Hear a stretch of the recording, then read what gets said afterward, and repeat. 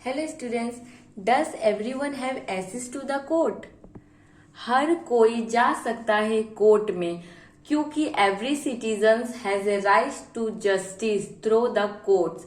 Courts important role तो play करती ही है, लेकिन कोर्ट काफी खर्चीली भी होती है, बहुत ज्यादा खर्चा भी होता है।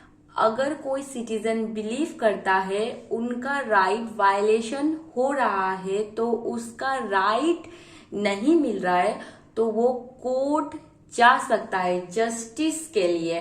कोर्ट तो सब के लिए अवेलेबल होती है, बट इन रियलिटी में डिफिकल्ट होती है बहुत मेजोरिटी के लोगों के लिए।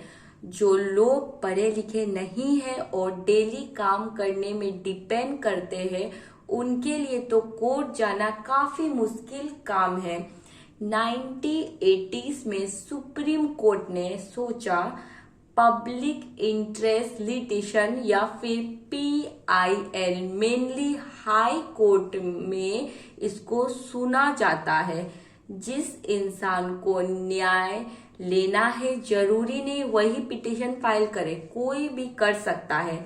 जिसको लग रहा है कि समाज में कुछ गलत हो रहा है, वो हाई या सुप्रीम कोर्ट में केस दायर कर सकता है।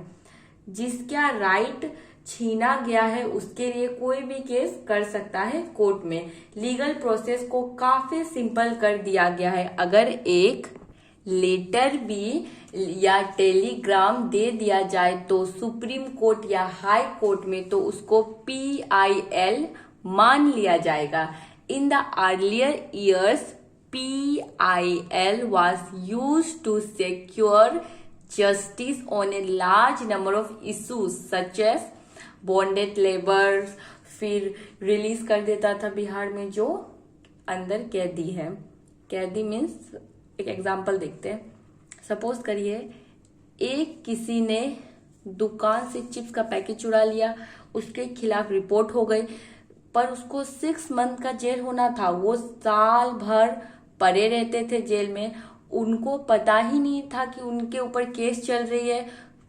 इस टाइप लोग को छोड़ दिया गया, आतंकवादी को नहीं, इस टाइप के लोगों को, कि उसका सजा पूरा हो गया है लेकिन उसको पता ही नहीं कि उसके ऊपर केस चल रहा है।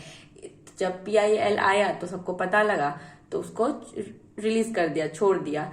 PIL के वजह से लोगों को काफी राहत मिली। फिर मिड डे मील, सरकारी स्कूल में प्राइमरी वाले स्कूल होते हैं, उसमें बच्चों को स्कूल में ही खाना दे दिया जाता है, पता है। ये भी PIL के वजह से ही हमारे देश में शुरू हुआ है।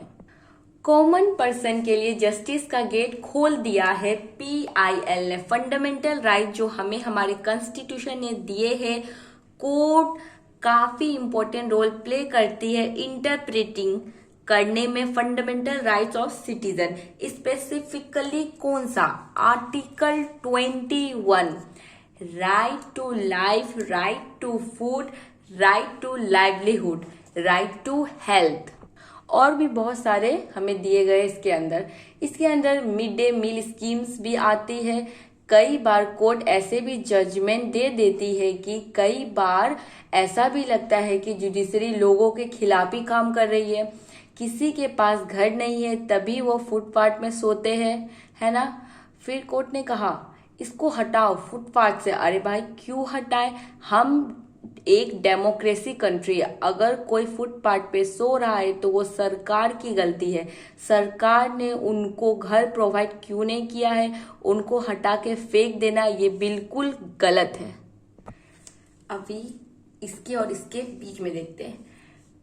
राइट टू लाइवलीहुड, लोगों को झोपड़पट्टी से निकाल देना, क्योंकि वो लोग वहीं काम करते हैं तो वहीं पास में झोपड़ी बना के रह लेते हैं, क्योंकि उसके पास और जगह नहीं होती है। सुप्रीम कोर्ट के पास कोई जवाब नहीं था कि उनको क्यों हटा रहे, मगर फिर सुप्रीम कोर्ट ने कहा गांव में काम नहीं है तभी वो शहर में आकर काम कर रहे हैं, उनके पास पैसे नहीं है सही जगह में रहने के लिए। अगर आप उनको फुटपाथ झोपड़पट्टी से हटा देंगे तो वो कमा ही नहीं पाएंगे, तो जिएंगे कैसे? आप उनसे उनका लाइवलीहुड छीन रहे हैं। आप ऐसा नहीं कर सकते, क्योंकि ये हमारे फंडामेंटल राइट्स है, हमारे कॉन्स्टिट्यूशन में हमें दिया गया है। इतना ज्यादा सालों तक केस चलते रहते हैं, उनका तो आज तक कुछ सॉल्यूशन नहीं हुआ है हमारे देश में। कुछ कुछ केस तो इतने साल तक चलते रहते हैं, कोर्ट में बहुत ज्यादा टाइम लेती है कोई भी डिसीजन लेने के लिए। यस, कई बार गलत जजमेंट आ जाता है, बट जुडिशरी ने काफी इम्पोर्टेंट रोल प्ले किया है हमारे देश के डेमोक्रेसी में, और हमें कुछ एग्जीक्यूटिव्स और लेजिस्लेटिव की एक्सेस पावर से हमें बचाया भी है। फंडामेंटल राइट प्रोवाइड किए गए, और कॉन्स्टिट्यूएंट असेंबली ने सही सोचा था कि जुडिशरी इंडिपेंडेंट ही होनी चाहिए। इंडिपेंडेंट जुडिशरी हमारे देश की डेमोक्रेसी को सही से रखने के लिए बहुत ज्यादा जरूरी है।